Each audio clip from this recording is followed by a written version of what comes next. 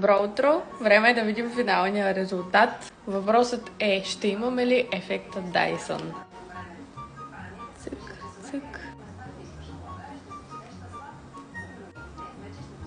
Така, до тук ми харесва.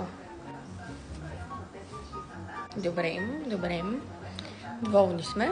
Тук имаме един интересен обем. Знам, че чорапчето отпред не е смешно, но него го оставяме за финал.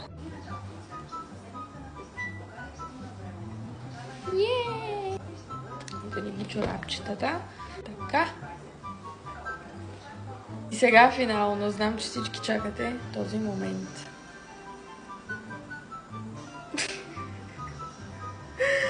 Господи! Цък. Финалният резултат, да ви кажа, аз лично съм супер доволна, при условие, че косата ми по никакъв начин не се уврежда, спя много удобно. Я кажете сега отдолу в коментарите, вярна ли е нашата женска поговорка. Колкото по-грозен лягаш, толкова по-красив ставаш.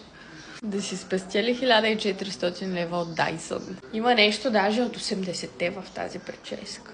Пробвайте го, нищо няма да загубите. Надявам се видеото да ви е било полезно и интересно. Чао!